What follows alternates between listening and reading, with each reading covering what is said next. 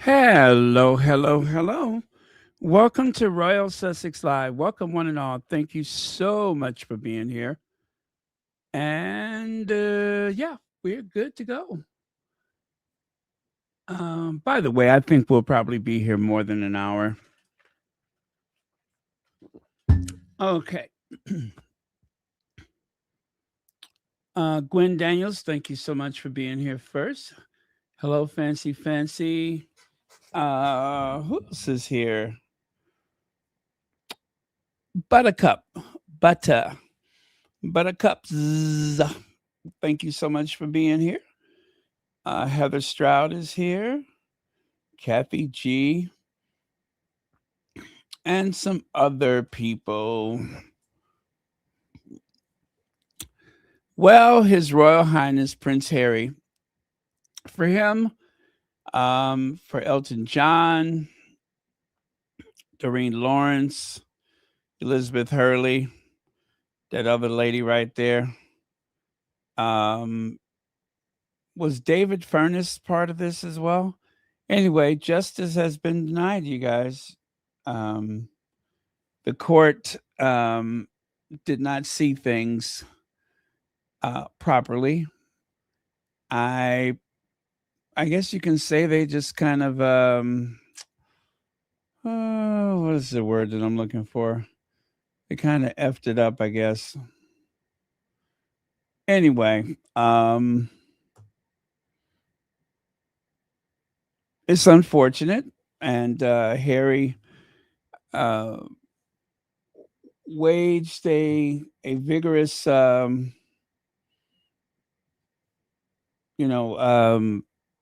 offense, defense, offense, I guess offense, since it was he and the rest of them have brought up the case. Yeah,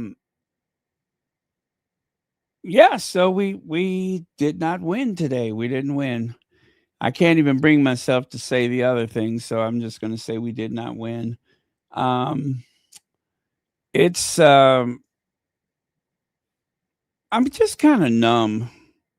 I'm just kind of numb behind this because I was hoping that this would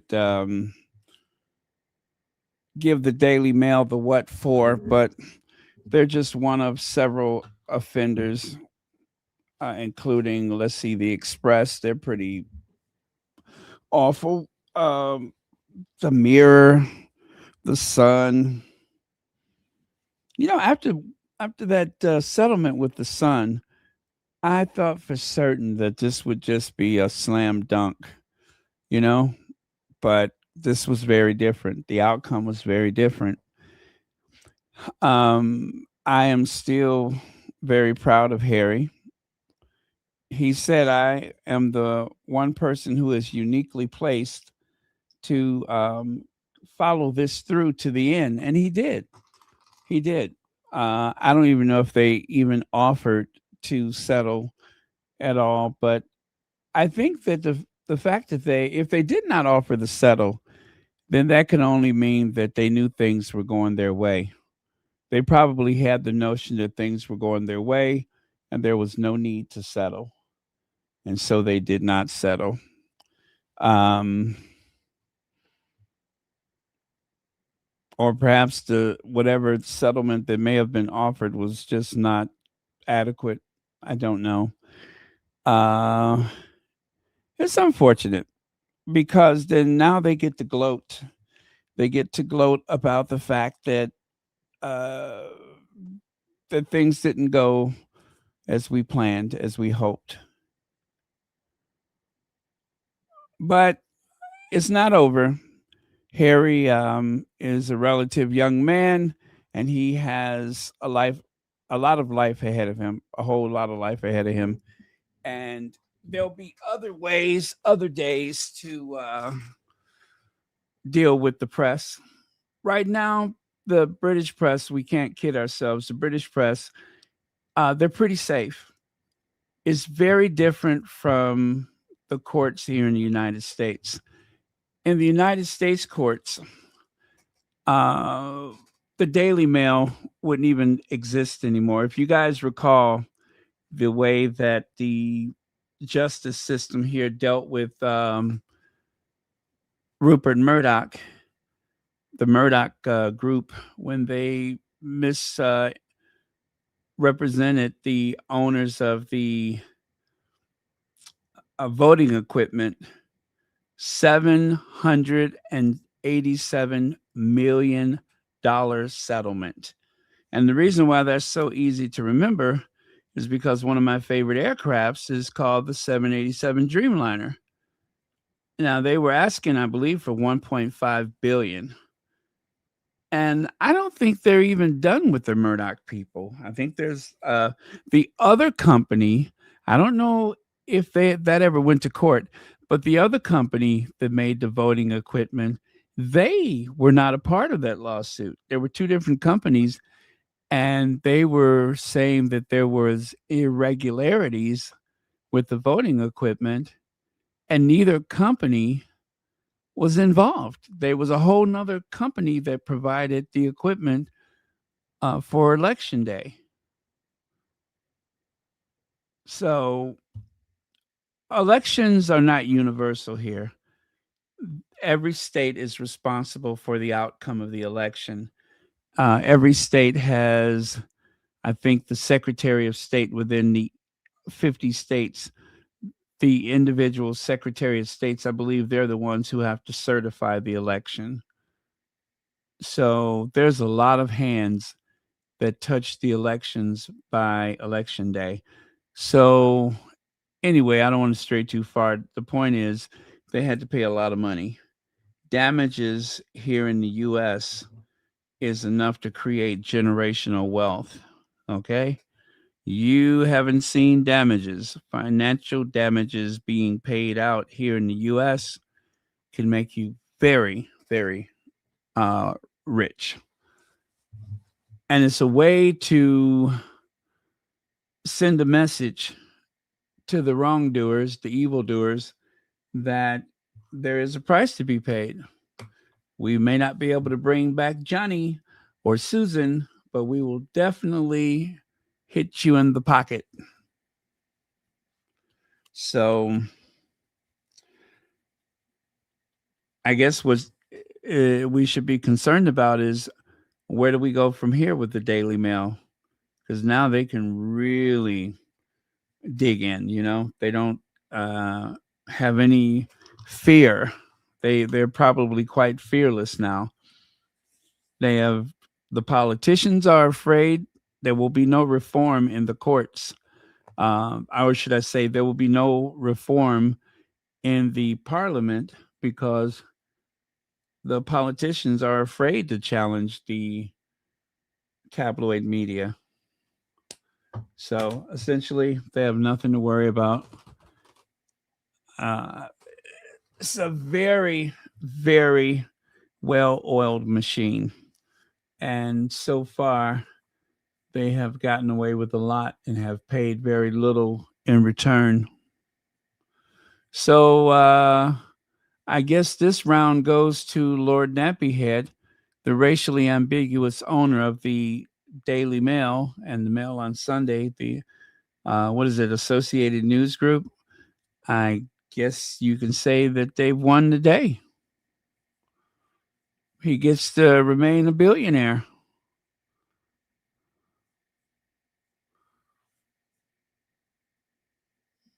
He's got that kind of he's got a bit of a Tom Jones energy going on, doesn't he? It's not unusual to be sued by anyone. It's not unusual to be sued by anyone. The crap we print may ruin your life. It's not unusual to be sued by anyone. Whoa, oh, oh. A daily fail. And of course, it is the royal rats, the royal rota, the royal rats. Leave it to them.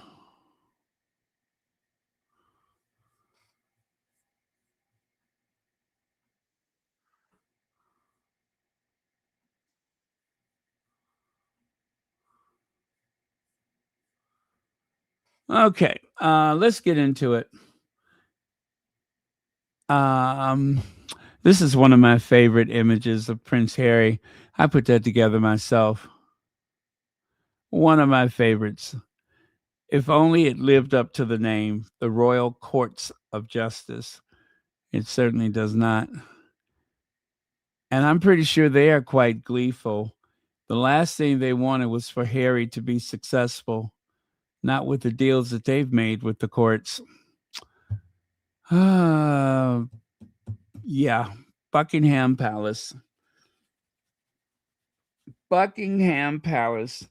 Hopefully, one day, the Buckingham Palace Museum. But yeah, Buckingham Palace. It's like the epicenter of everything that is wrong. It just kind of emanates from this building right here. So that is Justice Nicklin, in case you've never seen him before, but that is Justice Nicklin. I don't know why I'm getting Abbott and Costello. Yeah, I'm feeling like I just tuned into an episode of Abbott and Costello.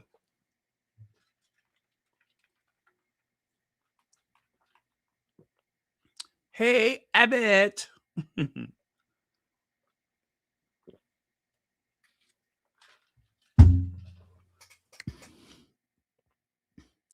It's no wonder he looks shocked.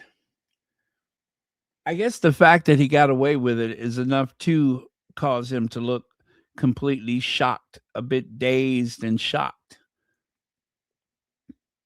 They say that this has been nothing more than a big whitewash.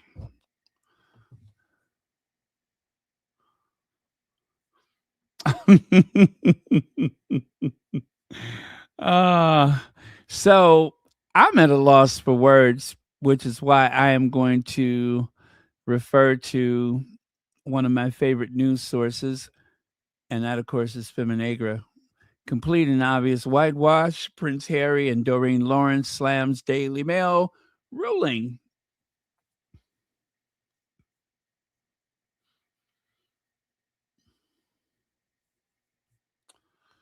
So, I think I'll stand up for this one. Let me raise my desk up. By the way, you guys, I went to buy some paper towels at Costco today. I repeat, I went to Costco for paper towels. I will be soliciting for donations to recover from my trip to Costco, where I purchased paper towels and what seems like half of the store. Oh my God, why did I go into Costco's? Why did I go into Costco's? Did I really need a lifetime supply of breaded butterfly shrimps? Did I? Did I need 2.5 pounds of breaded butterfly shrimps? I don't know. Anyway, um, they're in the freezer. If you guys want some, I will ship them to you. Just please send me a pre-addressed envelope with some dry ice, and I will share them with you. Oh my God, I should have my head examined for going in that place. Anyway, let's get to this. And by the way, if you go to Costco, do have a conversation with yourself before you go, because you may come out of there um, in need of a personal loan to float you until, I don't know, October. Hi, Hazel Jones. Elizabeth Salaru said the judge was the lawyer for the Murdoch case. Sherborne dropped the ball by not objecting to that.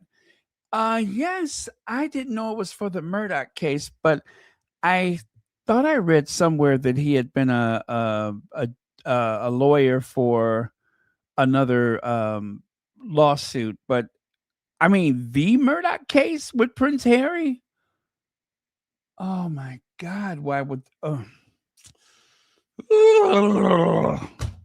That is not good. That is not good. Oh my goodness. So Prince Harry lost his high court lawsuit against the publishers of the Daily Mail.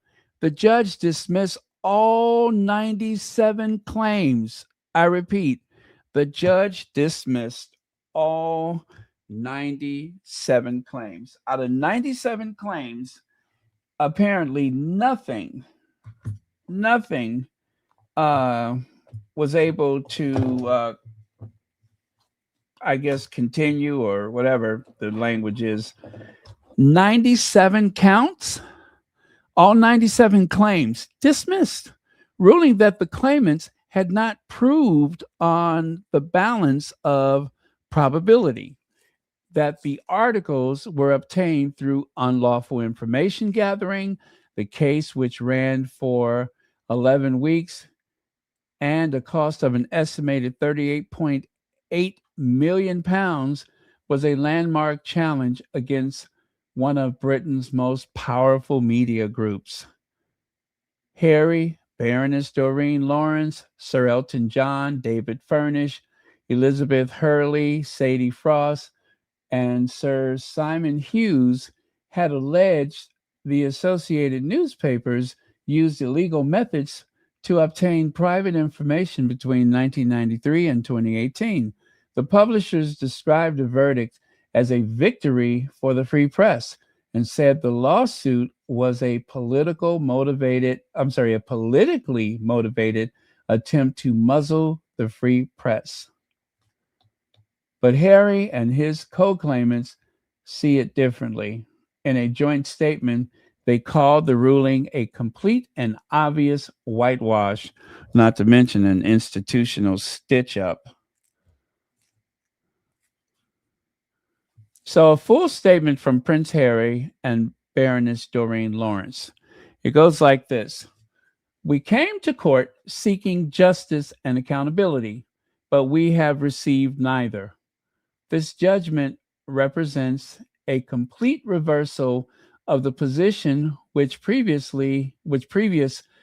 judges have taken in relations to the hacking claims successfully brought against both News Group newspapers and the Mirror Group newspapers, who are represented by, at the time, the judge who made this decision. There it is right there. Generic findings about various private investigators that were held by the courts in these parallel claims to have carried out unlawful activity at a very same time in relation to similar stories and well-known individuals have been wholly ignored. The fact that this court has chosen to dismiss them represents an inconsistency which is hard to understand or reconcile with common sense or the evidence heard in courtroom itself. It is complete and obvious whitewash, but sadly, not altogether unexpected. However, the lengths to which the court has gone to exonerate the male is as shocking as it is totally unwarranted. When the court says there is not sufficient evidence of wrongdoing, despite the documents showing otherwise, then one does wonder how justice was ever going to be achieved. One needs not look past when a private investigator the male used actually admitted on tape to having unlawfully blagged Baroness Lawrence, or when a journalist recorded the names of a private investigator she used to find out about highly sensitive medical information that even the male was too worried to publish, or when another private investigator emailed one of the journalists with the actual British Airways seat number and ticket details for a young lady simply visiting her boyfriend in return for payment. It feels like one rule for the newspapers and another for the claimants. While the claimants presented evidence, male journalists simply gave denial, and the court chose uncritically to believe them, even in the face of inconsistencies, contradictions, and blatant untruths that were obvious to neutral observers in court when compared to the documents. We presented the court evidence which we believed was compelling at the time and remains so now. We would like to thank our legal team for all their hard work and all the witnesses who were brave enough to come forward in pursuit of justice. So that was a joint statement from Baroness Doreen Lawrence and His Royal Highness Prince Harry, the Duke of Sussex. The legal loss, not a moral victory. A legal loss, not a moral victory. Daily Mail may have won this round in court, but Harry and Meghan's wider legal record tells a very different story. Meghan already defeated Associated Newspapers over the Mail on Sunday's publication of her private letter to her father, winning on privacy and copyright. Harry also won damages against Mirror Group newspapers after the judge found his phone had been hacked, and he later secured a settlement and an apology from News Group newspapers over serious intrusion by the Sun. So no one Daily Mail ruling does not erase the fact that the Sussexes have repeatedly exposed unlawful and unethical behavior across Britain's tabloid press. We must not forget that does not mean Prince Harry and the other claimants were wrong to bring the case. Harry, Baroness Lawrence, Sir Elton John, Elizabeth Hurley, David Furnish, Sadie Frost, Sir Simon Hughes, and others took on the most powerful media group in Britain. That alone matters. The ruling does not give the Mail a moral clean bill of health. The court did not hold a public inquiry into Associated Newspapers or decide whether the Mail had behaved ethically over the years. It treated this as a civil case where each claimant had to prove on the balance of probabilities that specific stories came from unlawful information gathering. That is a very high hurdle when the alleged misconduct is historic, covert, that is, and mostly documented, if at all, by the people being sued. That is the accountability gap. How can a victim prove how someone obtained their private information through murky methods years ago if a newspaper cannot clearly explain where the private details came from? Yet, the law still places the burden on the claimants. Then the system protects the publisher more than the person whose privacy was invaded. So, no, this is not a sweeping vindication the British press will pretend it is. The judge did not rule that unlawful information gathering definitely never happened. The ruling means the claimants did not prove their case to the required legal standards. Those are not the same thing.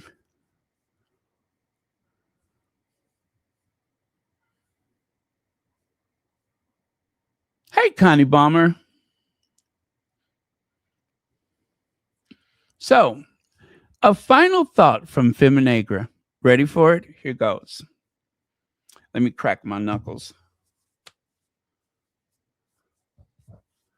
Okay. Ouch.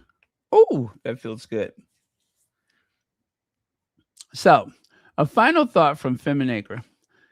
Before tabloids run wild with dramatic claims about Harry's personally owing 50 million pounds, people should be careful. ANL intends to seek costs through the final position remains undecided. That is, though the final position remains undecided.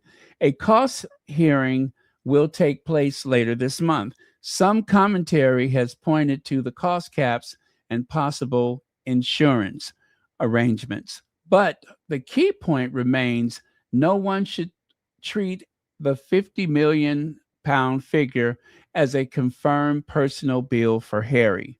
So you guys do understand, just because this did not come out favorably for Harry and the rest of the crew, it doesn't mean that they owe 50 million pounds.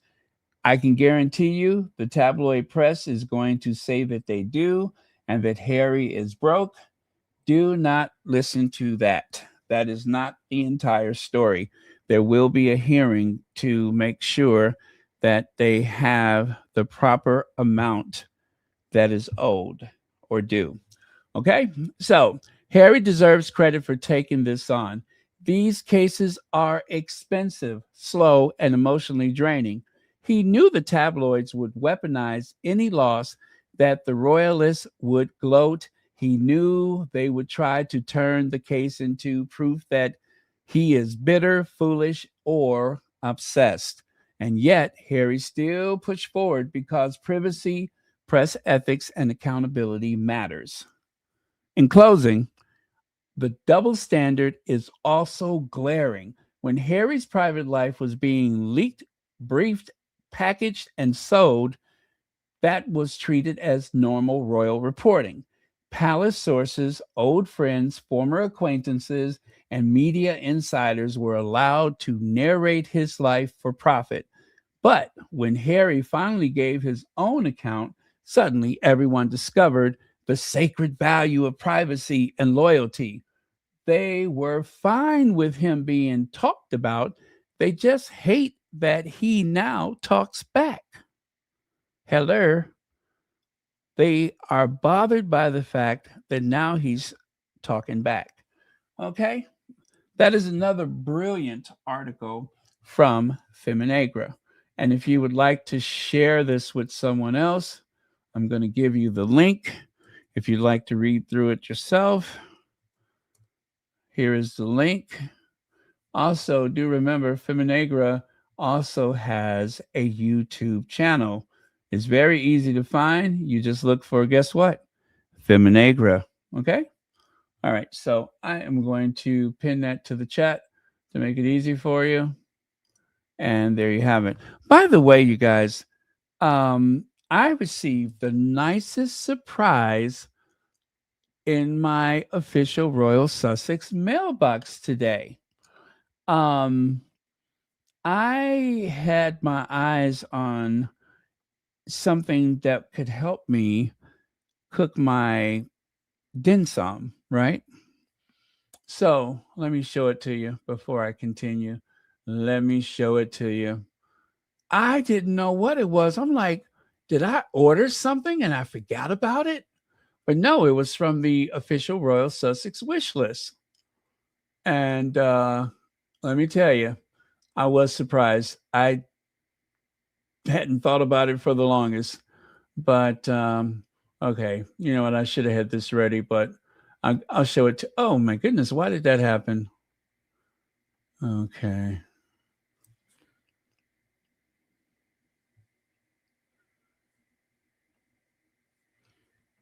Okay.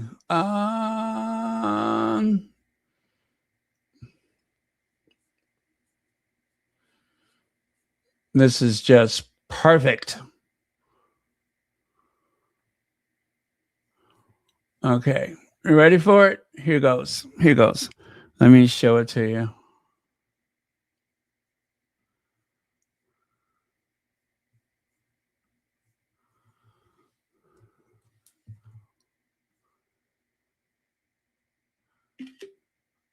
Mm, hold on a second, you guys. Hold on. I promise you this will be very quick. I just don't want to forget to say something because I really, really do love it. It is so me. Huh, where did it go?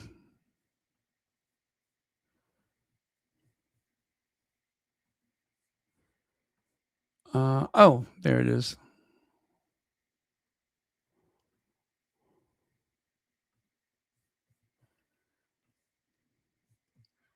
Okay, I'm going to take that away and I'm going to bring up the picture.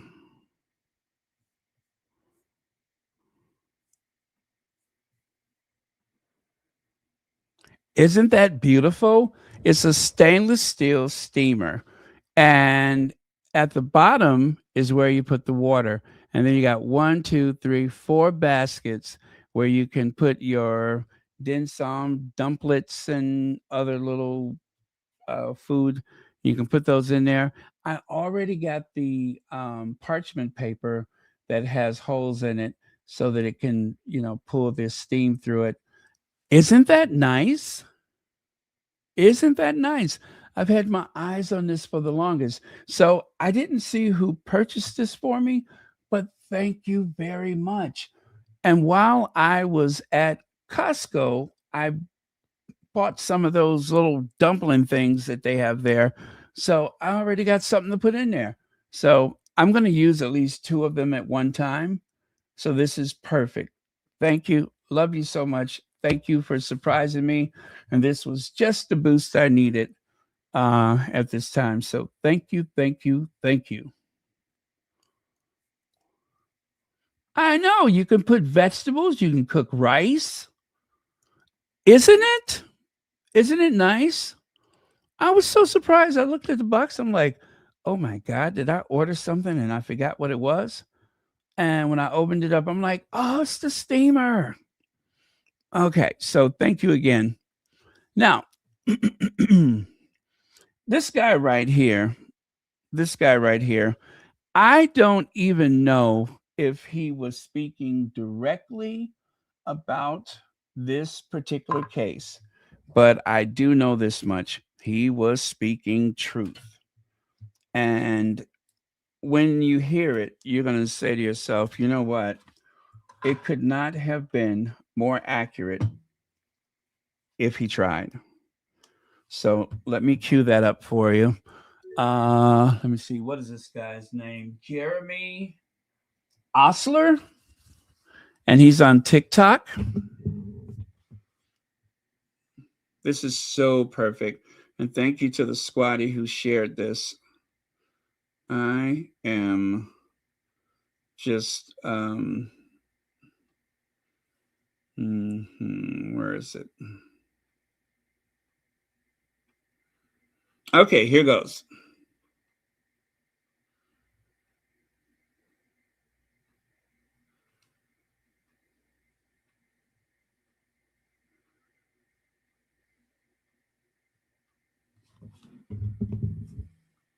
In dysfunctional systems, the healthiest person often gets framed as the problem. And I've seen this show up in families, workplaces, and especially in trials. Because when someone threatens an unhealthy system, the system usually doesn't say, "Thank you for exposing this." It says, "How dare you?" and then sets out to make you the monster. Here are 3 signs that's what's happening. Number 1, the person naming the pattern gets put on trial. Not the behavior, not the history, not the dysfunction. The person who finally says, "This is what's happening." That's a tell. Because if the system can make the witness look difficult, it doesn't have to answer the testimony. Number 2, the focus shifts from the evidence to the reaction. Someone points to a real pattern and suddenly everyone wants to talk about their tone, their timing, their frustration, or how uncomfortable they made people feel. But discomfort is not the same thing as wrongdoing. Sometimes discomfort is what happens when the truth finally enters the room. And number 3, the system protects itself by making clarity look dangerous. Healthy people ask direct questions and they set boundaries and they stop playing along with rules no one was supposed to question. And to an unhealthy system, that feels like a threat. So whether you're watching a family conflict, a workplace dispute, or a trial, pay attention to this. Who is being blamed and what pattern are they being blamed for exposing? Because sometimes the person being called the problem, sometimes they're the first credible witness. Wow. Just wow. I'm going to play that again later. Don't let me forget. But I'm going to play that again later because there was so much to unpack there. So much to unpack. Let's see. But if you cannot wait until later, or see if you want to share it with someone, his name is Jeremy R. Ostler, Ostler. Jeremy R. R, as in Robert, Jeremy R. Ostler. I mean, that was just perfect.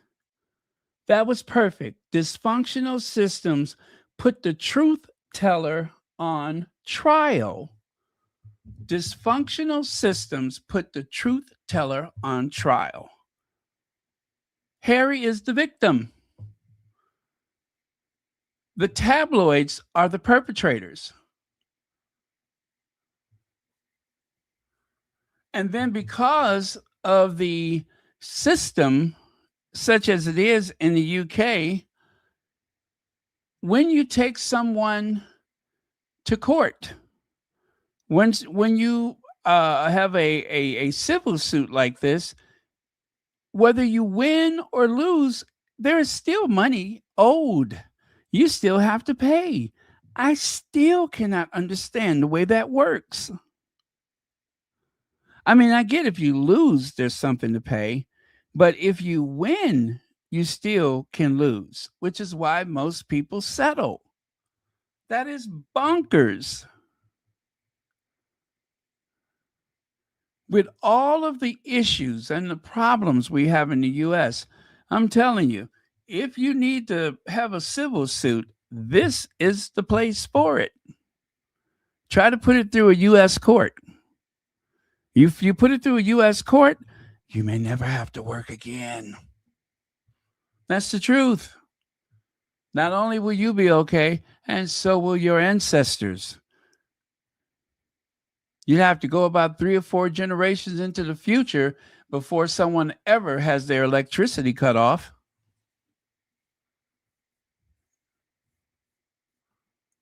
So, yeah, I don't understand how that works, but I think it is a terrible thing.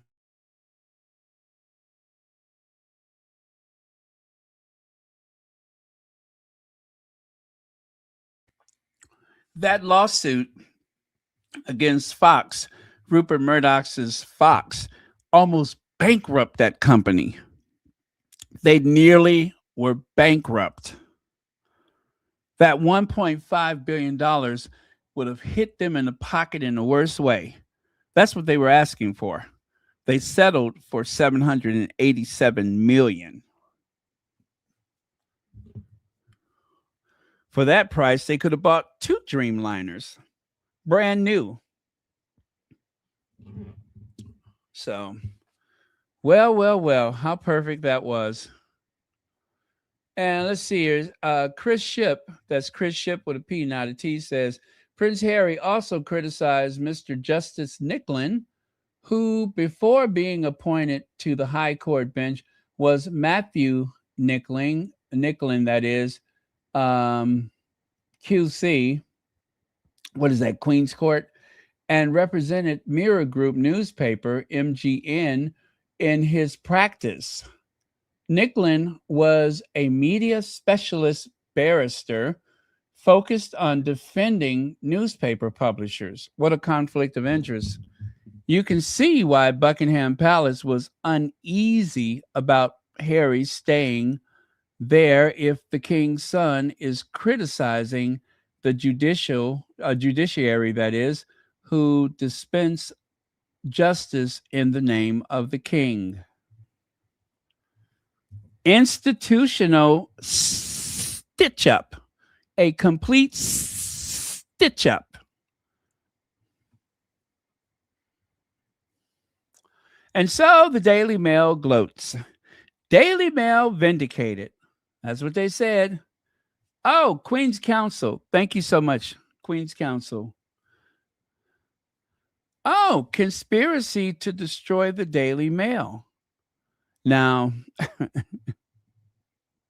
don't we think we're going just a little bit too far with that? It was a conspiracy to destroy the Daily Mail. How thy does protest, right? How thy protests.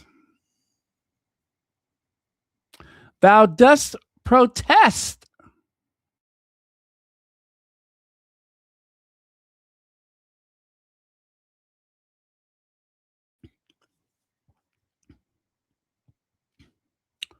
A conspiracy to destroy the Daily Mail. You guys, they are out there trying to shore up their support from the public. They're trying to shore up their support from the public.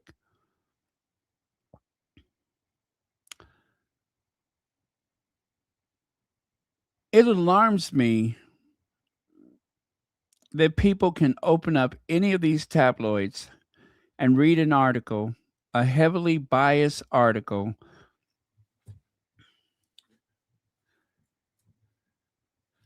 and believe every word of it. That super fan, John Lofton, whatever his name is, Laurie, I think is his name. He's been a super fan. He goes all the way back to Princess Diana. He's in his 70s now. Little short guy, always wears that beanie with all the pins stuck to it and such. I can still recall him. They interviewed him, of course, about Harry and Meghan when they said they were leaving. And he's like, they have to tell the Queen. They can't just leave. They have to tell the Queen. He sounds just like a munchkin. They have to tell the Queen. They can't just leave. They have to tell the Queen.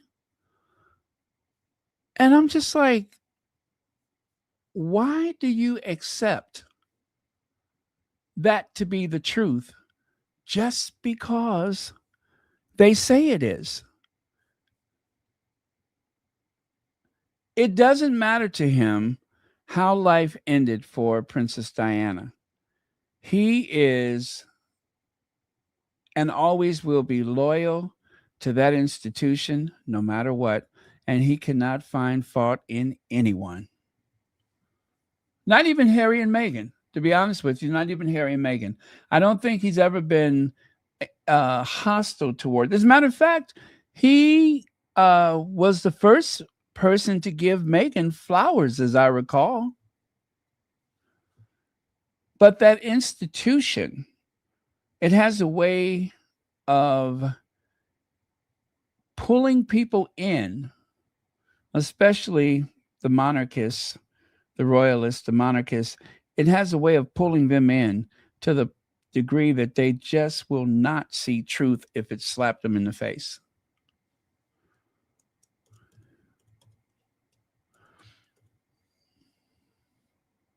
It almost seems like a cult. Okay, let me show you. Here it is right here. This is a guy that I'm talking about. See there? Look at what's on the newspaper, the Sun, that M word that I don't like to say. And so around this time, I'm pretty sure the very same day, they interviewed him and they asked him what his feelings were. And he was very hurt because the tabloids said Meghan and Harry didn't say anything to the Queen. And he said, you have to tell the Queen. You can't just leave like that. Even though there had been months of negotiation before the Sussexes finally left for good. He believed the tabloids. And I get it. I get it because he's hungry for information. And the easiest, the quickest source is the tabloids. So that is where he goes for his information. And whatever the tabloids say, he accepts it lock, stock, and barrel. He's a nice guy. He really is. But he is fiercely loyal to that institution, no matter what.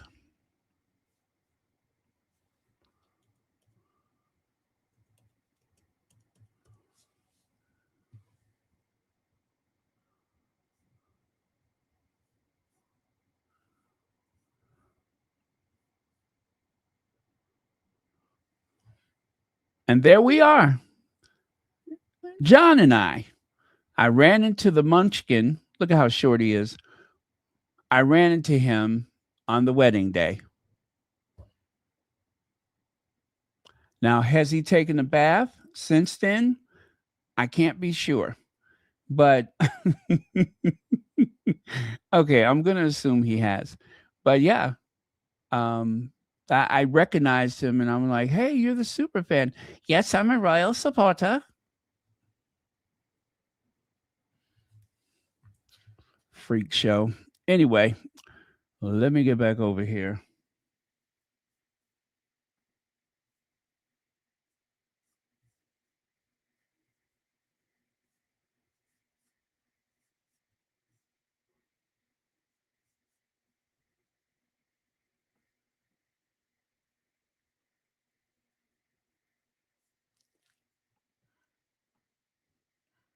And there you have it. Those are all the newspapers right there. Let the people be the judges of my action. Harry Payne, vindicated. Oh wow, they were vindicated in the UK, in Britain. I'm sorry, in England and Scotland. That's quite the vindication, isn't it? There's a Telegraph. So they'll be talking about this all week.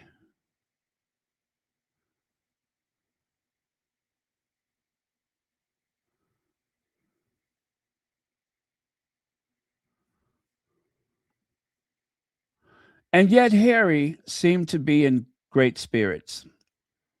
I don't think Harry was caught off guard by this, that it was pretty evident the fix was in. So I don't suppose that Harry was, I'm sure he's disappointed, but I don't think he was caught off guard by this.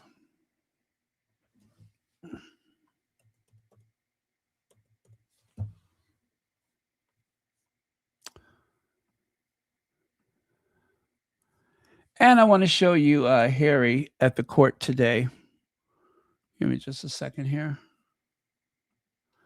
If you joined us, please, if you just joined us, make sure you hit the like button.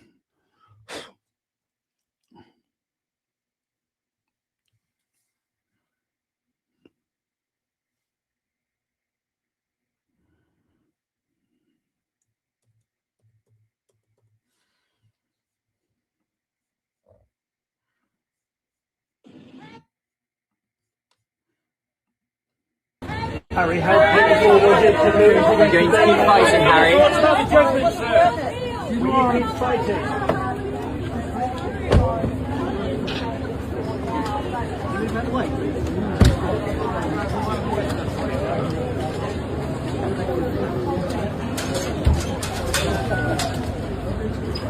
So as you can see, very minimal security for Harry.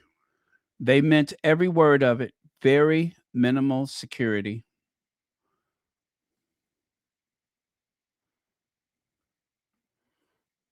Nothing extra. Very minimal security. These guys have been counted all the time of fighting because they've been there throughout.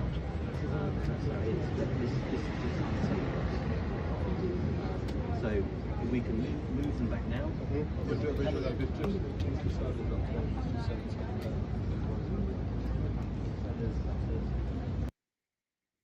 At least the crowd is behaving. And of course, Harry looks like $1 million in that suit. Look at Chris Shipp. See Chris Shipp with a P, not a T?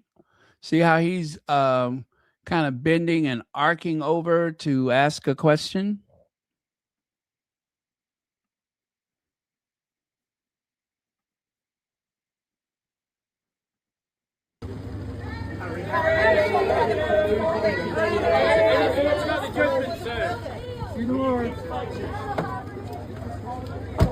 There you go, yet another angle.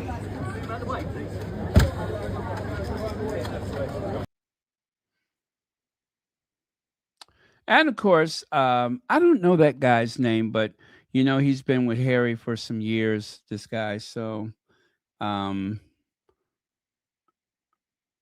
pretty sure he lives in California now.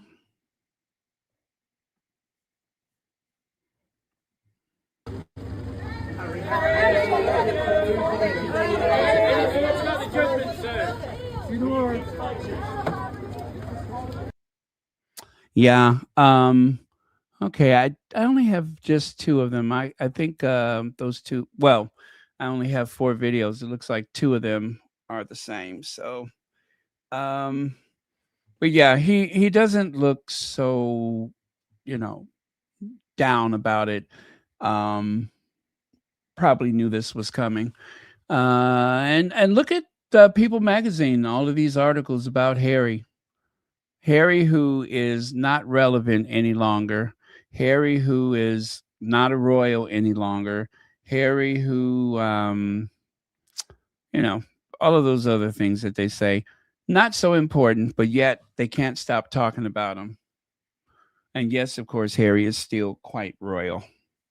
There will never be a day when Harry is not royal. Even though people keep saying that, those haters, they'll say, well, they're not royal anymore.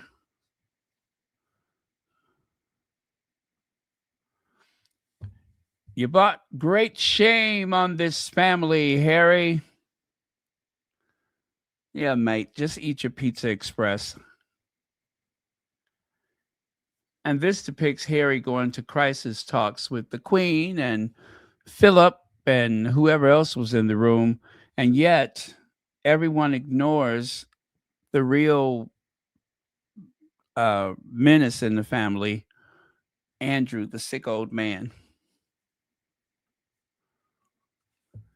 So let's go on to Invictus, shall we? I don't have any video from Invictus, but let's see. Invictus Games Foundation convenes global leaders to turn policy into practice for international wounded, injured, and sick service personnel and veterans. And by the way, they have welcomed Uganda. Uganda is the 26th nation to join in. See there, Invictus Games, from policy to practice.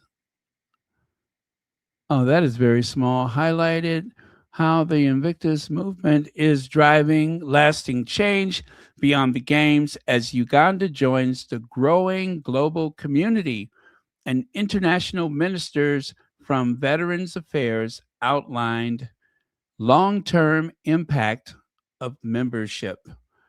Today's conference explored how nations can learn from each other to strengthen recovery pathways and improve rehabilitation outcomes for those with injuries or illness post-service. Congratulations, Uganda. And here's some of the other people that were there. Don't know those people. Here's Harry with the people I don't know. Wow, Harry's tall.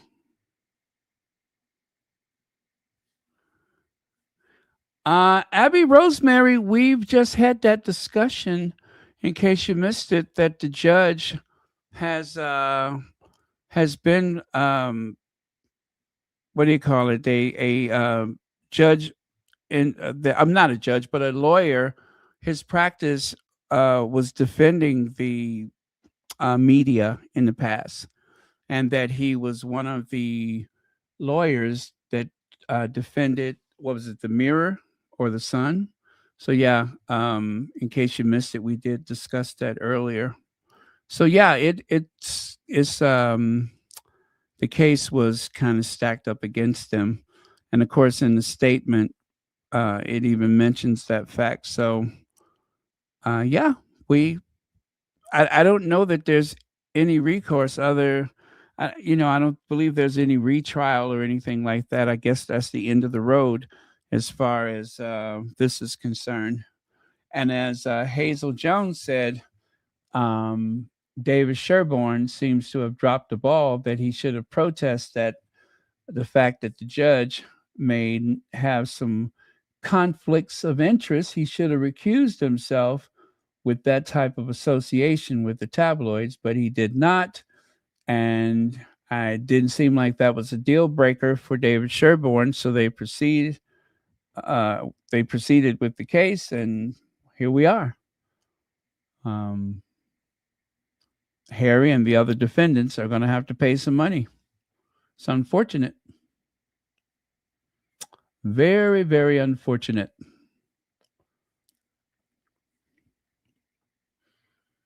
Another picture of Harry with the Invictus people.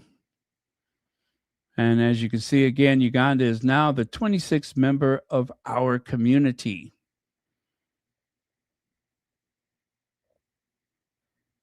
Yeah. It's a speech that's about, 6.5 minutes long. I don't know that I can share it, so I'm not going to, because, Invictus has their own YouTube channel. So anyway, when this is all over with, back to the lovely shores of Montecito. And of course, as we all know, in Montecito, there are no leaks.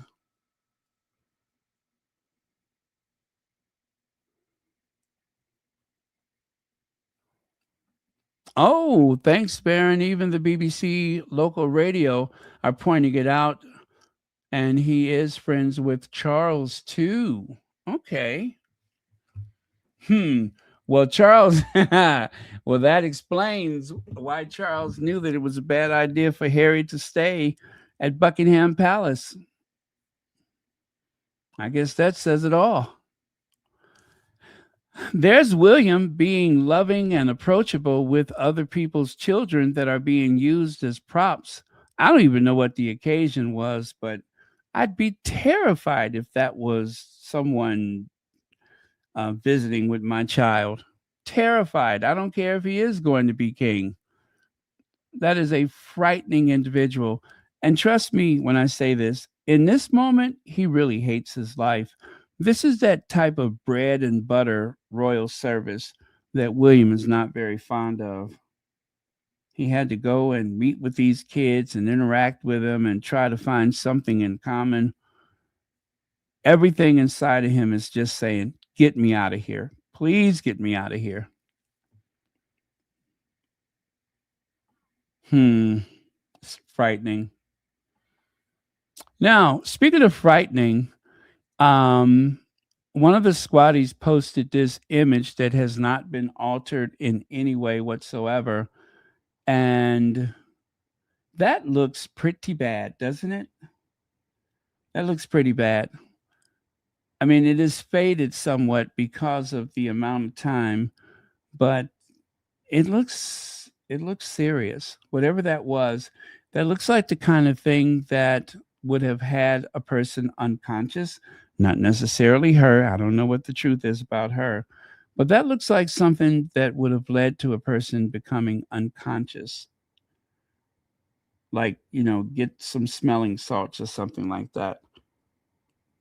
It was reported that Kate had some type of surgery in that area when she was a kid, but it's interesting that so many people have seen this for the first time, and it doesn't seem to be any older than December of 2023. It looks like something that showed up in December of 2023, doesn't it? I'm just saying.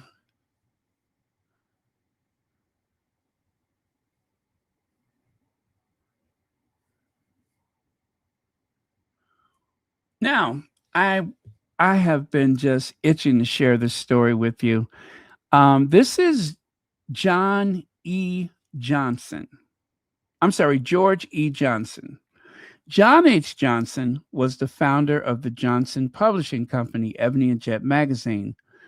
Across town and around the same time, there was another Johnson who became a personal grooming, what do you call it? Magnate? Is that right? Well, anyway, he started a personal grooming company.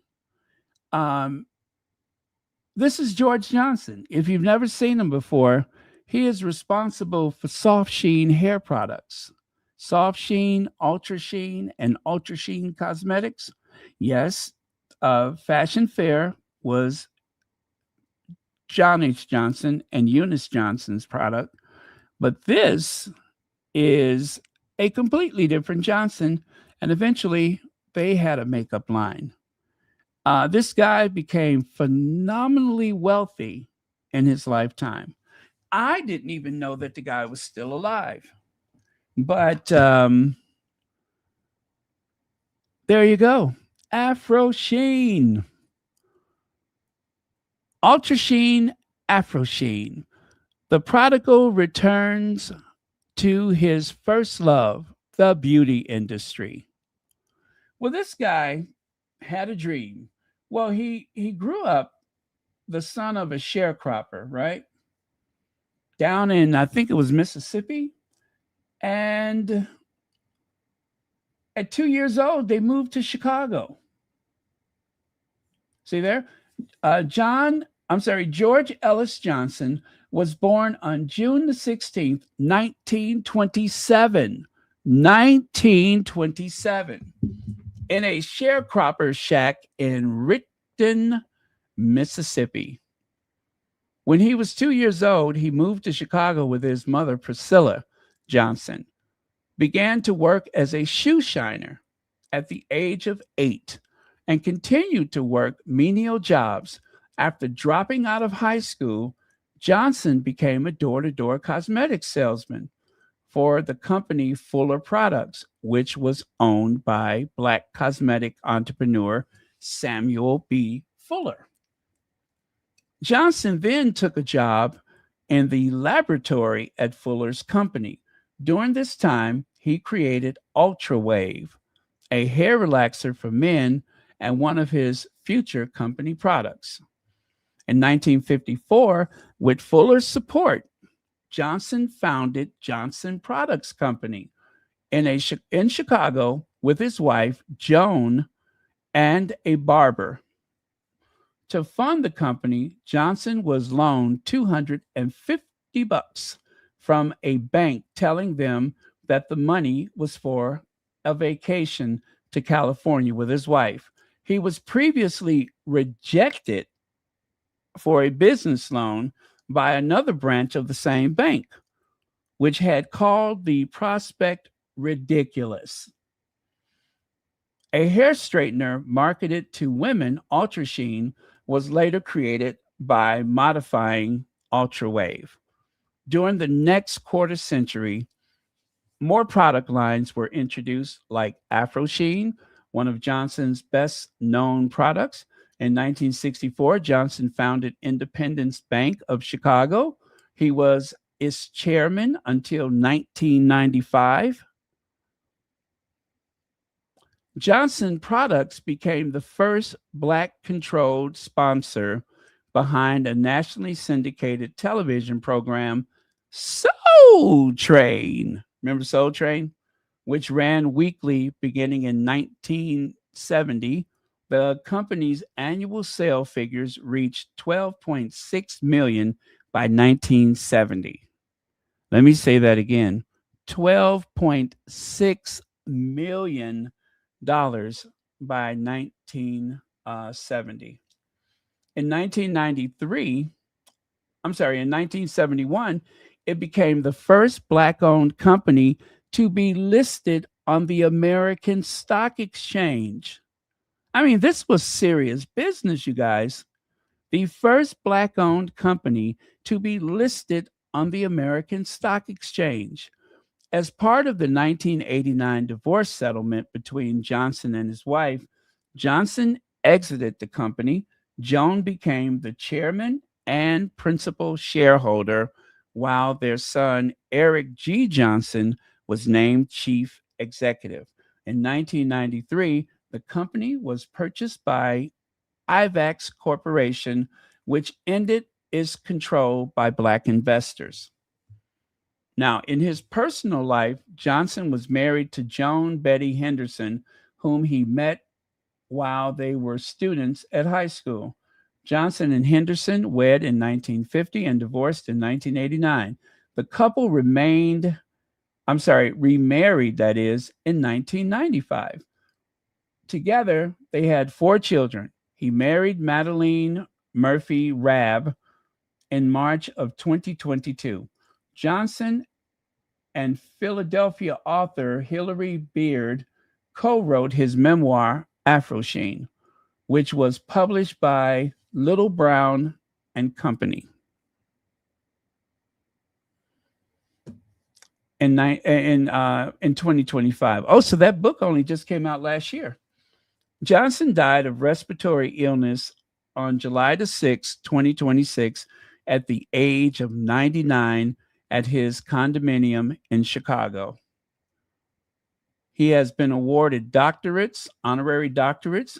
He received the Horatio Alger Award in 1981 and the Babson Medal from Babson College in 1983. So this guy is truly an American success story, one of many entrepreneurs and business owners from Chicago back in those days. So anyway, he deserves a hand, right? Let me take care of him with a nice round of applause. I love that story.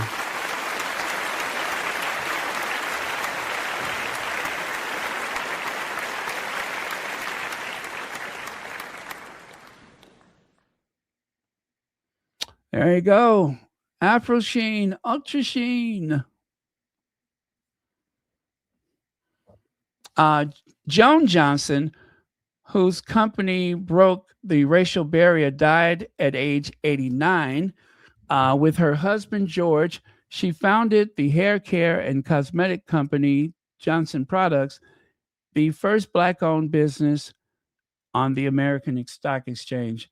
So that was his wife for quite a long time. And don't forget, they did remarry.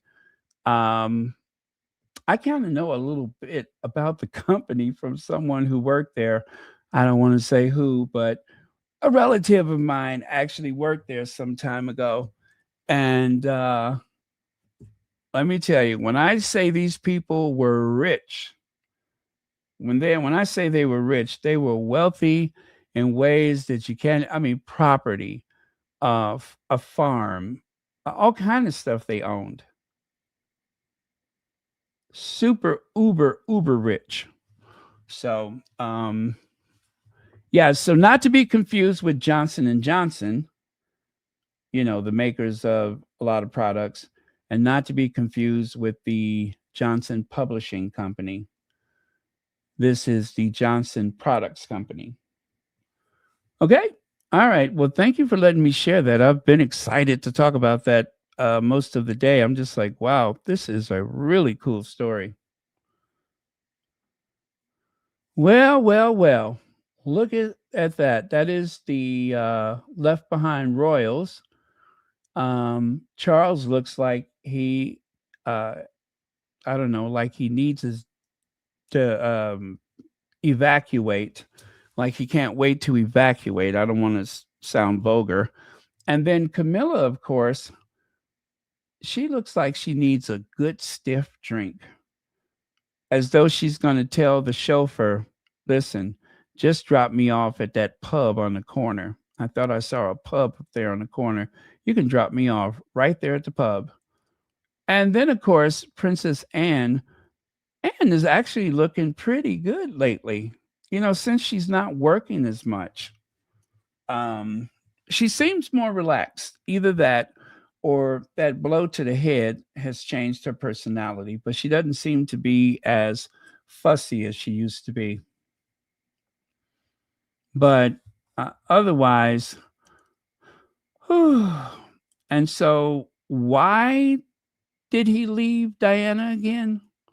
What was he rushing to? Who was he trying to be with? I mean, I know looks are not everything, but I'm just saying, what was the hurry? What was the hurry?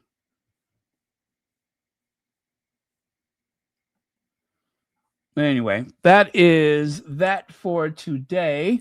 I'm going to hang around for your thoughts, your little final thoughts. If you have any, I will stick around for about another 5 minutes. But yeah, you guys, I hope that you all are not going to stress yourselves out with this court decision. It is not the end of Harry and Meghan. This is just a bump in the road. I'll just say it's not a good thing. I won't pretend like I'm okay with it, because I'm not. I'm very bothered by it, but there's not a whole lot that we can do. What we can do is what we've done all along, and that is show them as much support as possible. Keep praying for them. If you're on those Twitter streets or wherever you defend the Sussexes, don't get your account canceled. Do not let them, take your account down. Don't get in trouble, but just stick to the facts. And do remember, some of the people that you're fussing with may actually be bots. There's going to be a lot of bot traffic out there. So don't lose your account over a bot.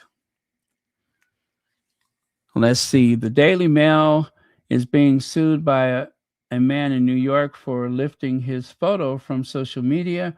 U.S. copyright claim says Mail liabilities could run $10 million a year.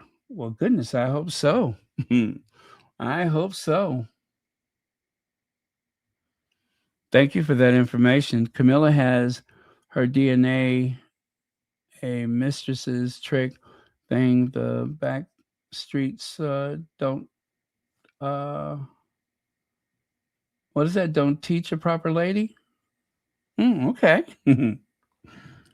And Heather Stroud says we can put sand in the cogs of the royal family. Oh man, you guys are tough. Oh, Oh, did I see that? Oh, I saw that already, didn't I? Okay.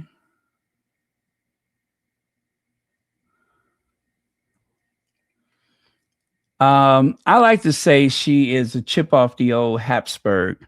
She has that Habsburg thing going on.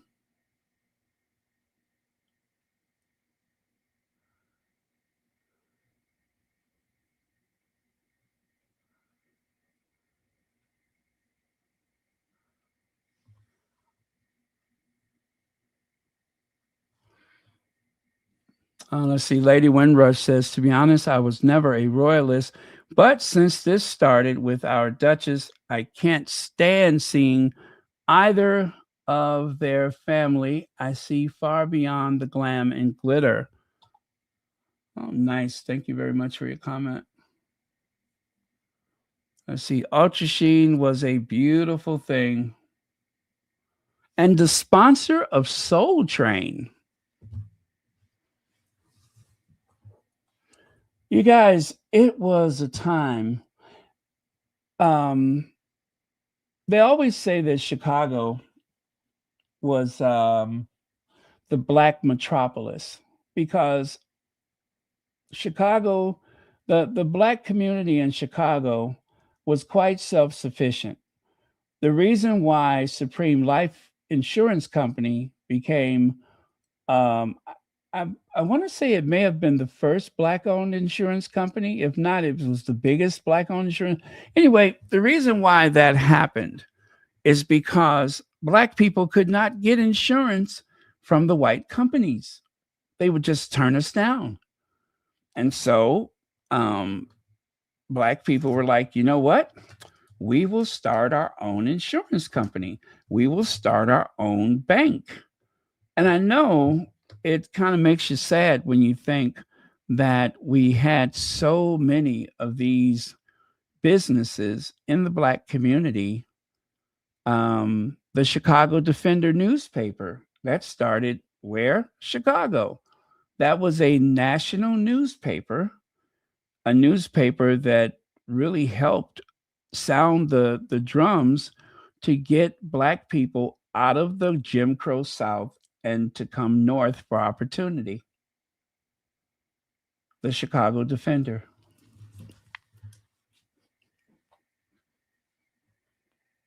Let me see. Trying to think of some other companies. There was a few other hair care companies and cosmetic companies here in Chicago. There was one, it was something hygiene company, and the building, the company's office building is actually a Chicago landmark. And it may have been Fuller, I'm not sure, but this is a building that a black man built for his company. And black people in Chicago could exist for a very long time without ever crossing paths with someone white because all of the essential services were in the community. Of course, certain things you had to go to a county office or you had to go to a city office or something like that. But most of the day-to-day things that was needed, grocery, banks, products, you can buy so many of those things right in the black community, and that is why a lot of people thought that Sears Roebuck, they thought Roebuck was black. I mean, I still hear people say that Roebuck was black. Now, to my knowledge, he was not, but that was a rumor that started because Sears Roebuck gave credit to black people, especially in the rural South. The general store had a price for black people and it had a price for white people. Black people had to pay more for everything in the shop. And so when Sears came along, their catalog gave you an opportunity to buy things that cost less than what you would pay at the general store. Also, there was more products available. I mean, you could buy a potbelly stove, You could buy farm equipment, you can buy all kind of things, and you could bypass the general store. And so at some point, they were warning people that you should not buy from Sears because even the white farmers, they were buying stuff from Sears. They said, "Oh, Sears is co-owned by a black man. You don't want to buy any products from there." So I think that's where that started. They were telling white people in the South that Sears was black. But if it wasn't for Sears Roebucks, I tell you, things would have been so much more unbearable for people in rural communities, especially in the South.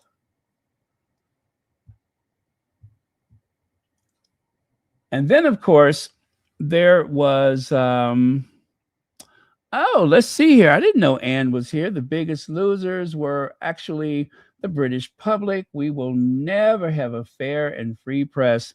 Sorry to say it, I will never live in the UK long term ever again.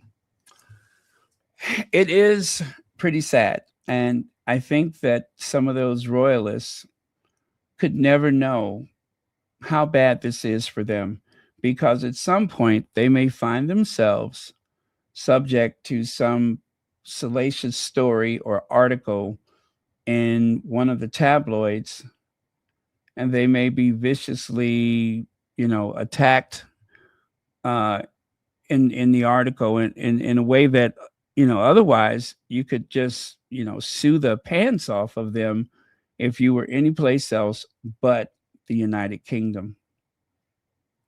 It's a very high bar to sue people, and the laws are really on the side of the media, and that is so unfortunate.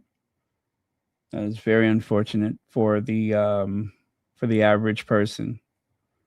And there have been people that have been hounded by the tabloid media, lots of people, to the point where they just ended their own lives because they could not stand the scrutiny and pressure that was leveraged against them by the tabloids.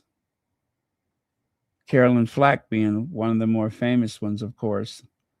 So it is a nasty bit of business. And, let's face it, most people will live a lifetime and never be affected by the tabloids directly.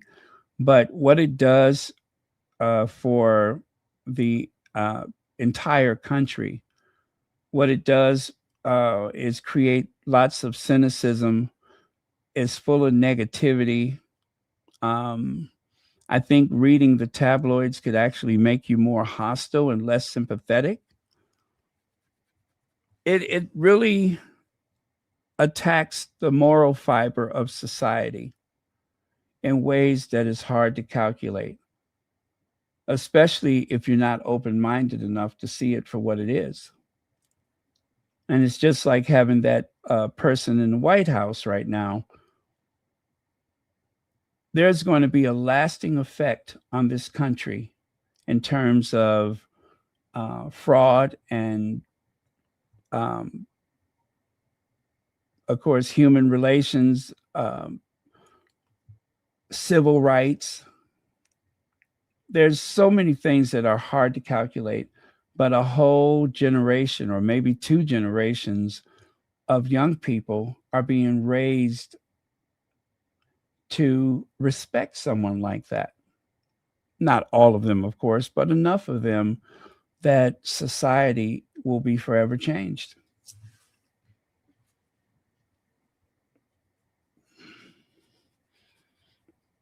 Recently, I saw scaffolding on the north portico of the White House. Now, Trump has said the columns are not suitable. For a house that grand, he says the columns, which have been there for, 178 years, something like that. He said those columns are not suitable. And so he wants to replace them with something that looks more ornate. And the fact that he can do this without any type of inquiry, there's no oversight.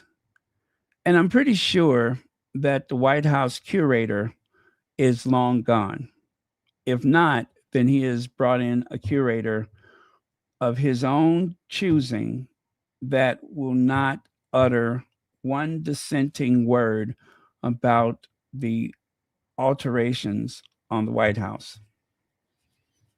And I'm at the point now where I'm so numb to it, I don't even flinch anymore.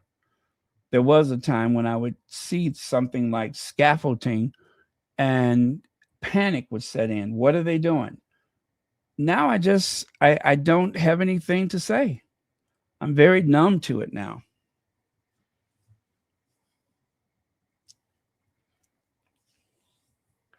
It really is, Heather Stroud. It is an absolute mess. I saw a documentary maybe 15, 20 years ago. There is a whole mini ecosystem on the grounds of the White House. Some of the trees are so old, but yet they are very healthy. They brought in, what do they call that? The arborist, whatever they call the person, the tree doctor. And they actually ran cables. They ran cables through the trees to help with the weight distribution so that the trees would survive longer. And so there are squirrels, rabbits, all that kind of usual wildlife running the grounds of the White House. But some of those trees are old growth trees in comparison to most of Washington, D.C. And they were fighting hard to save those trees. And I'm afraid that there is probably absolutely no consideration whatsoever as to whether or not anything is safe in the White House. The East Wing, which is the wing that welcomes visitors to the White House, is gone.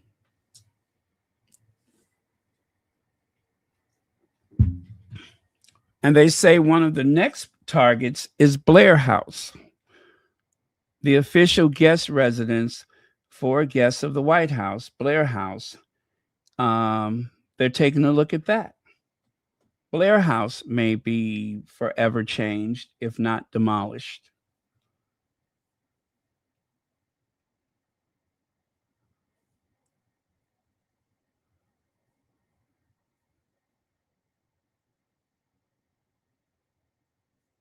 What?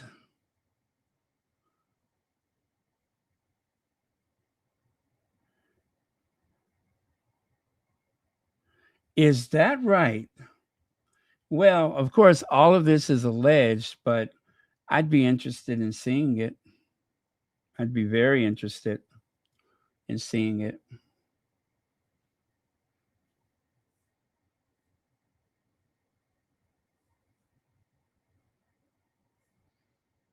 Well, Heather Stroud, the White House was completely gutted by the British in 1814 during the War of 1812. About 2 years into the war, the house was completely consumed by flames.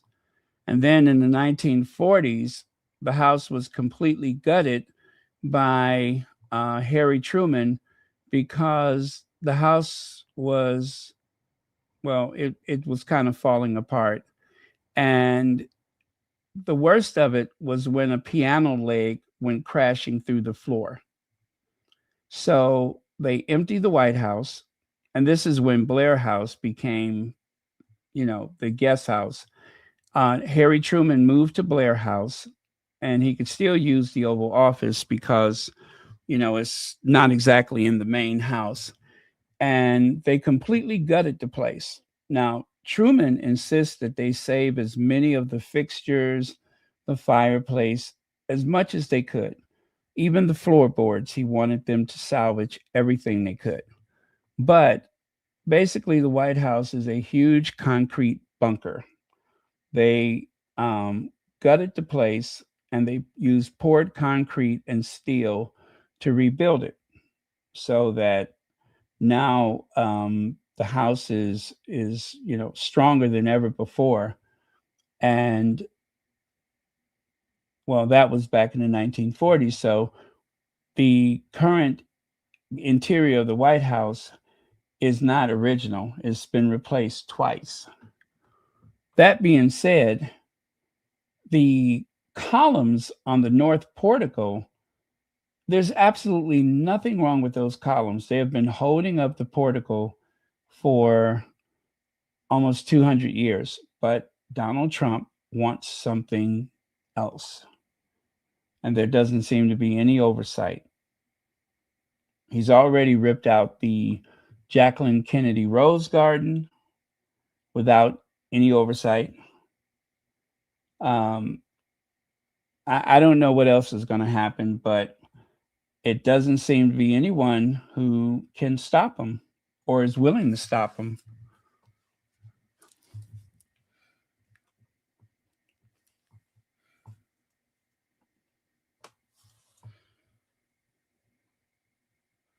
Yeah, it is sick that this is being tolerated. You know, before Jacqueline Kennedy, the White House was a mess. A lot of the furniture was just whatever they purchased out of a catalog. So Jacqueline Kennedy set forth a campaign with decorators. She hired the first White House curator. So the White House was being treated more like a museum rather than a private, or should I say, a publicly owned residence for the chief executive. So everything on the top floor, there's actually 2 floors at the top. Everything on those 2 floors, that is easily changed by whoever is in office. But the idea of doing so much dramatic change to the rest of the White House is alarming. It simply should not happen. And without any oversight, they are slowly altering history. And no one is saying anything about it. The media is staying silent.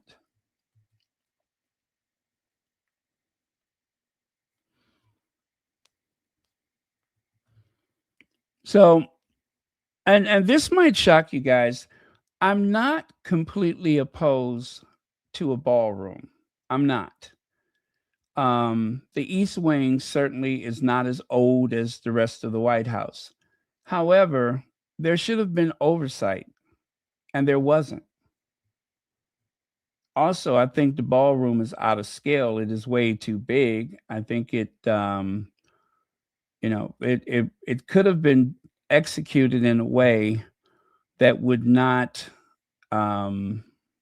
alter the aesthetics of the White House itself. But this ballroom, if they build it, will actually compete with the White House in terms of scale. It's going to be a huge distraction. And it should not happen. It is way too much. There were other ways that they could have handled this, but there has been absolutely no study. There's just been, this is what I want, and we want it right here, end of. And it doesn't even end with the White House. The old executive office building, which is, right across the street or, well, adjacent to the White House, that is subject to change. That is going to be altered. Now, again, you'll be surprised. I don't really care for the architecture myself. I think it clashes with the White House. But I also believe that people should have been consulted. There should have been a public hearing before allowing someone to just capriciously, on a whim, change these things. That should not happen.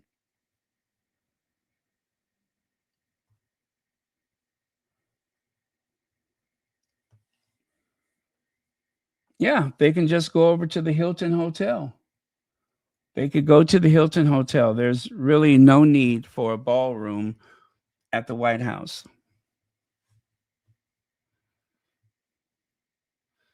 But you guys, if you've ever taken a tour of the White House, it is small. It is very small.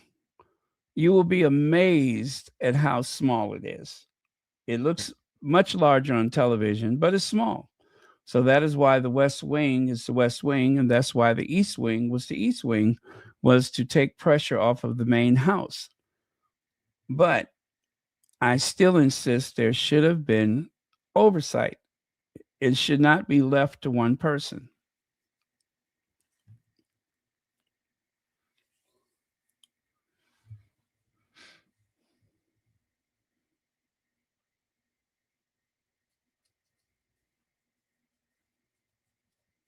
Well, thank God I've already taken my tour of the White House back in the 1990s. And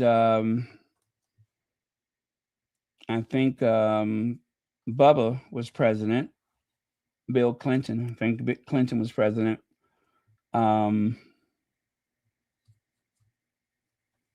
Interesting place. Lots of history and everything. But I don't know if I would ever go back again.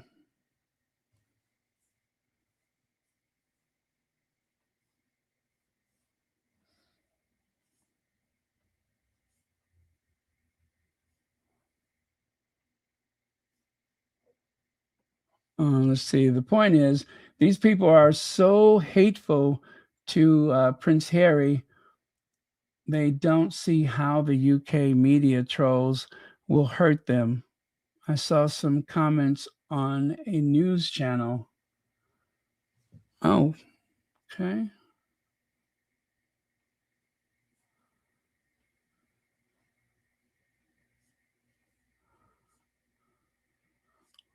Okay, you guys, I am going to say goodnight. It's been a pleasure as usual. Oh, there we go.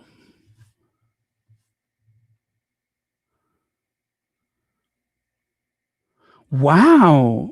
Now, I did not get that far, obviously. That wasn't on the tour. So, yeah, that was a blessing. That is a real blessing.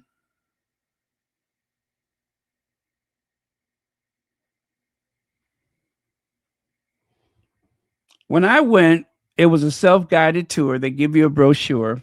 You enter the East Wing and you exit the North Portico. That was the way it was set up. You would enter the East Wing and you would exit from the North Portico.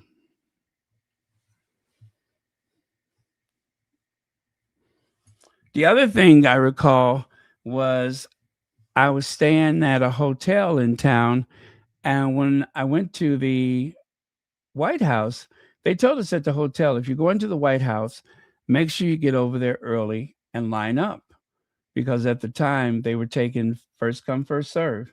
And so the line kind of wrapped around the White House, right? And if you make it to the line at a certain point, then you're guaranteed entry. But if you're like way far behind in the line, you may not make it that day. So we got there early enough and we went through, the whole magnetometer type of security thing. And when I went back to the hotel, went up to the room and the key didn't work. And so I went back downstairs and I said, you know what? This key is not working. They said, did you go to the White House? Yep. They said, that's why it doesn't work. Whatever they ran through that key card erased it. It absolutely erased the card. I had never experienced anything like that before. But yeah, it erased my key card. I wonder if it would do the same thing to credit cards. I suspect it wouldn't, but it erased my hotel key card.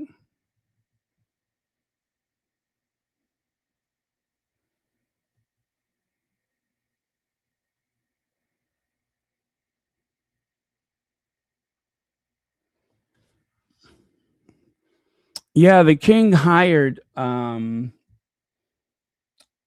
executive from the Daily Mail. Oh, you guys, I have to ask the question. Has anyone seen Dorothy Ross on any of the other channels? Like in the chat or anything like that?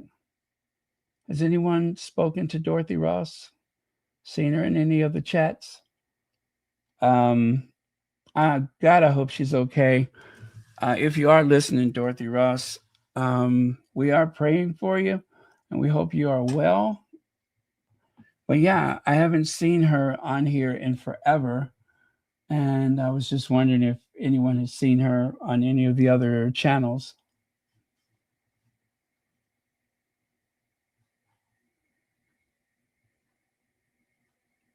So anyway, Dorothy Ross, if you're listening, we're sending out love from the Sussex squad. Hope you're okay. And just drop us a message or a comment and let us know that you're okay.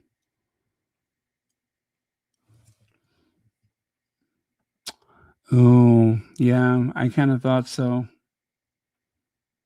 That's too bad.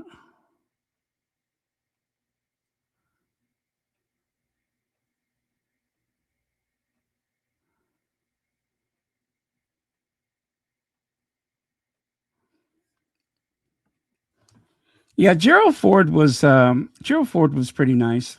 And of course, Jimmy Carter, the most honest president ever. Well, yeah, Gerald Ford, he was president during the bicentennial year, and he was very wise not to make it about himself, unlike the president that's in there now, who wants to put his own face on Mount Rushmore while he's alive.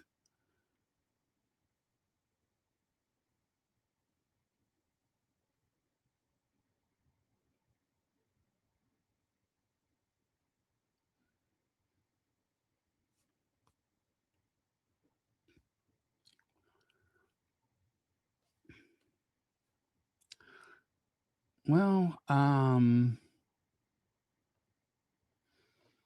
anything else before I go?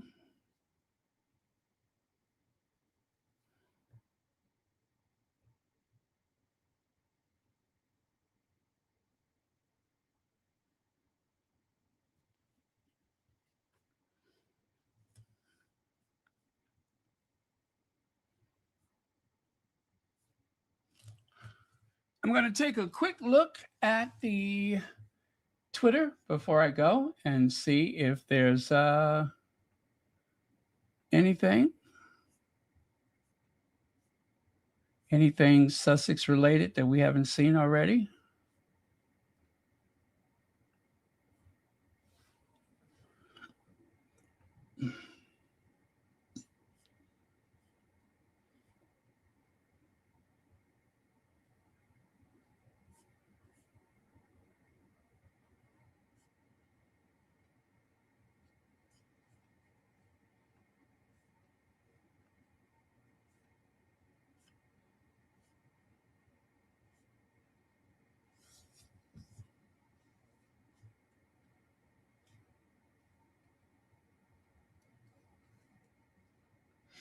Oh, Zandy Sussex says the British media are disappointed Prince Harry is not falling apart. Yeah, I believe that the media was hoping that Harry was going to have a complete meltdown. But the fact that he's still out and about and smiling and such seems to have caused them a bit of a headache.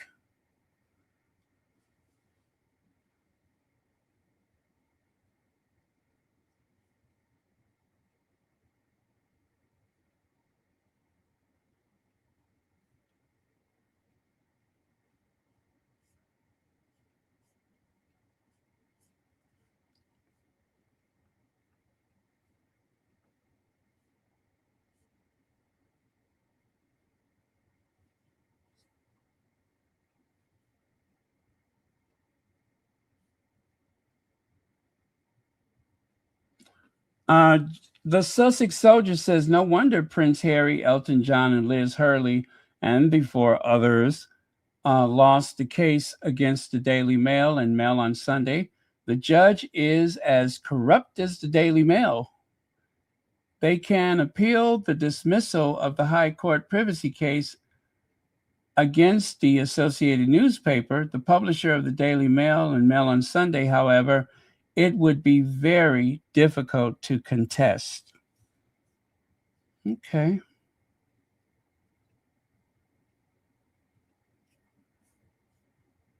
I didn't know that there was a right to appeal, but I don't know if they're going to do it.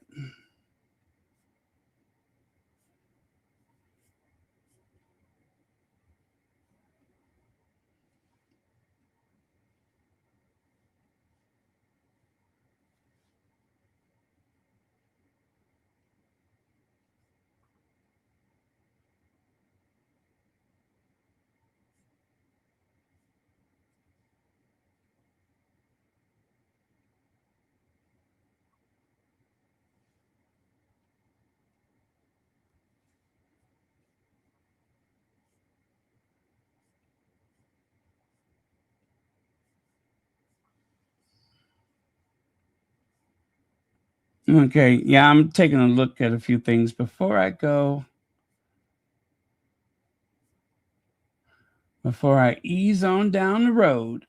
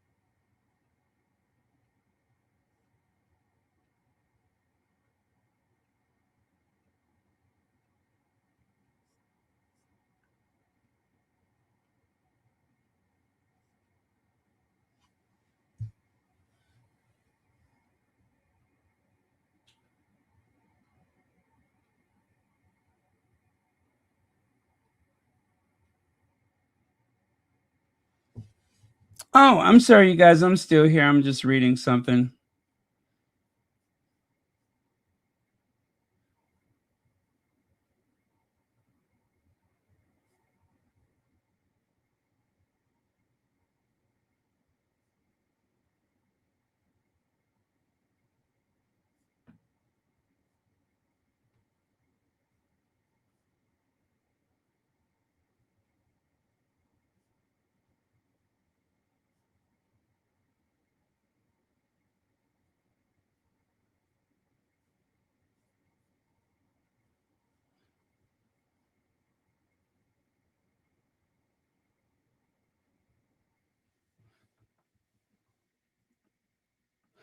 Let's see. A little worrying because she was ill.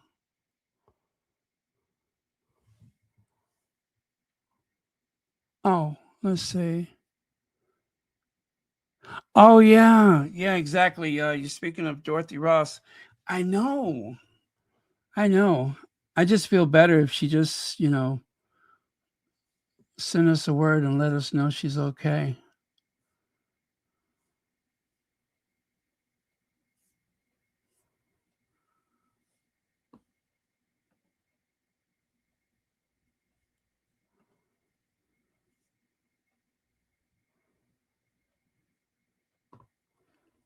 Okay, you guys, I'm just reading stuff. I should go, and I'll see you all later today. And hopefully, we'll have some good positive coverage without incident, of course, seeing that they are holding out on Harry's security, as evident by this video. These guys have been captured all the time of flying because they've been there throughout. So this is safe for us. So we can move them back now.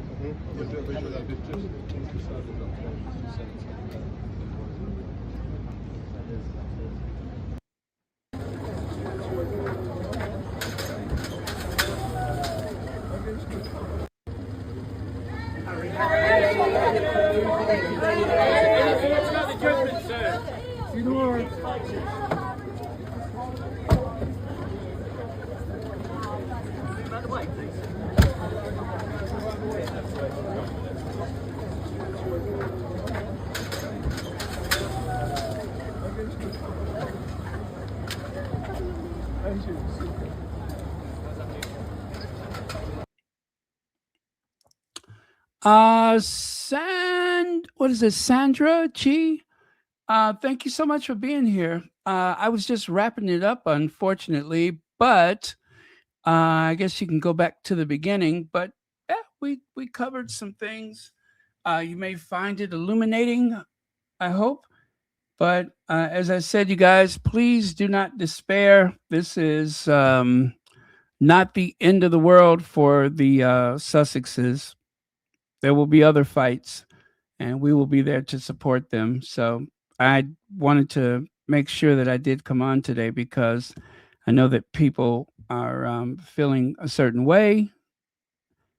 And for the most part, those of us who support the Sussexes, we can be here for them, but we also need to be here for each other. That is also important. So,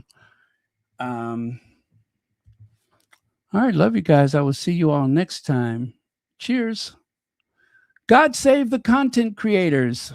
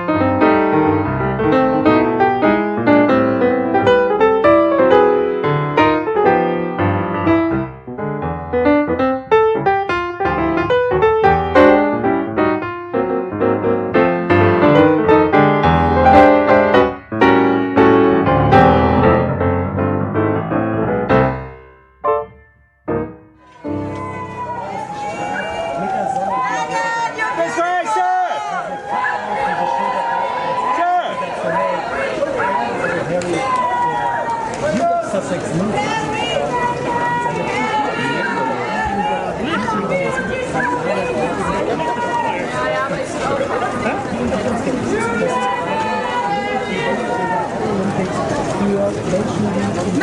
you're beautiful!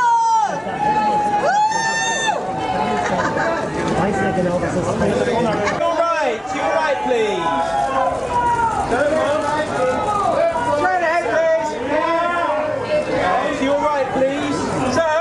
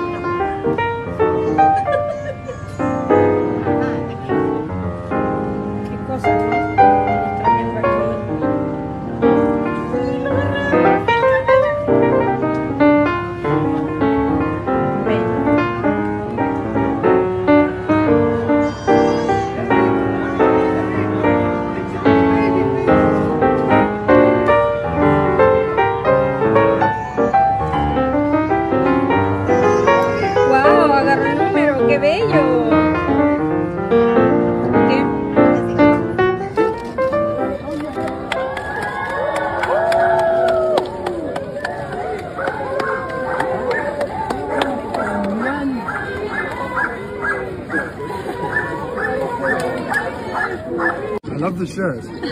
Where did you get this shirt from? Do you want to swap? Yes. Next time. Next year. Yes, okay. Promise me. Oh, that's very kind. Thank you. It's beautiful. It's a beautiful city. Is it always this warm? No, but it's a nice city. Yes. Oh, it's wonderful. Thank you for your work. Thank you.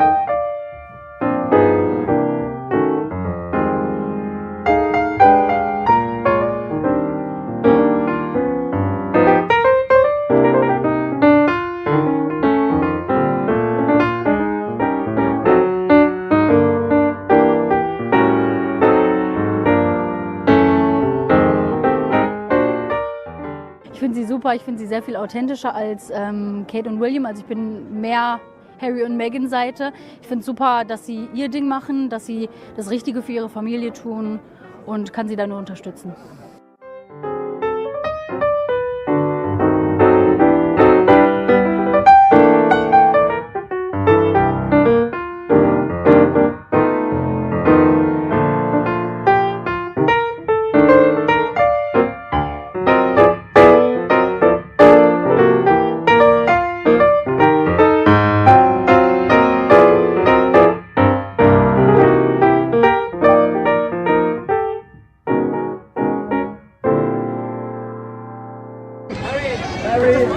Harry with the baby!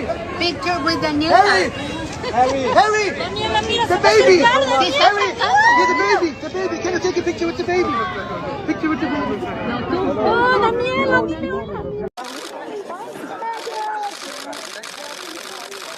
We love your book. Yes, my daughter loves it. Yes, that's so sweet. Thanks for sharing a poem.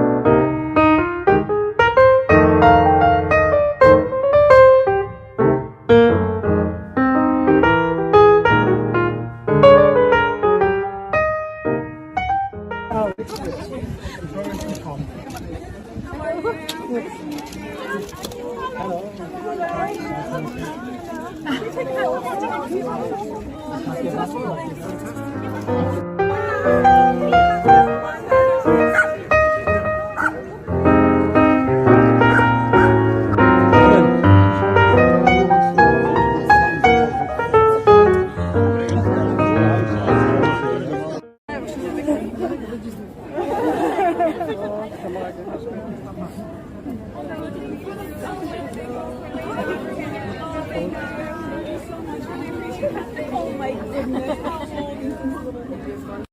Oh, it's not good.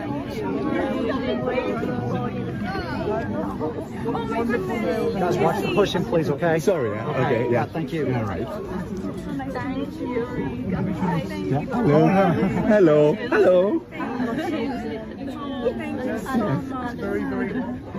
Oh, that's beautiful. You look like you've been here for a while. Oh, you're waiting for 3 hours. Are you drinking water? This is Marina. This is for you. Thank you.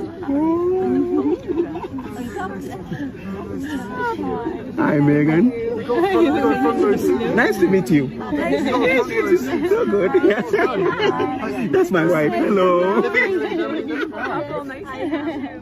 You live 50 years here. Oh my goodness. And you English and German as well? Yeah, I am German. German, so you moved here for him? That's a beautiful love story. Yeah. Oh, how nice. Thank you. Thank you. Oh, thank All right, you so good to much. see you. You are wonderful. Thank you so much. Thank you for the support. It's lovely Very, very to be nice to here. meet you. Harry, good to see you. Hi. That's my wife, yeah. Hi, nice to see you guys. Hi. God bless you. Nice to meet you. How was my sister since 4 o'clock in the morning to meet you? Oh my goodness, that's so kind. Thank you so much. That's really Yes, nice. your letter. Yes, we She will. is foreign victim we heard you were people, here, and and we knew she's you for wanted it, so we all brought the it. people there, and she did a great job. Oh my goodness. Harry! Meghan!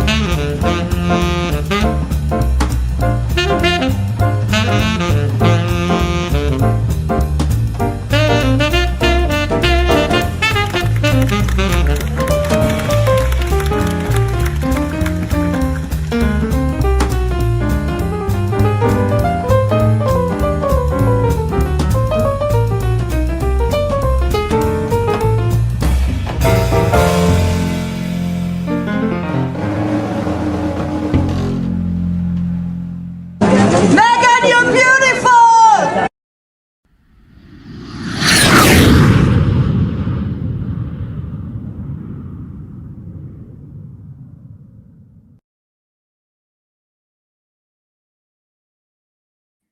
Okay, you guys, that was just a little pick me up. Since it's been such a rough day, I thought we needed to see some positivity, people loving our faves. And well, we got that to look forward to. So this setback in court is just such a small thing in the big picture. So do not let it pull you down. And hopefully we'll have some great images for this week and maybe a great surprise this week. I'm hoping, if you know what I mean. But yeah, so hey, Legs, thanks for joining us. We were just about to leave about a half hour ago, and then I'm just like, you know what? I need a little something. And so I found that, which that was 18 minutes long. That was a bunch of clips that I got from here, there, and everywhere.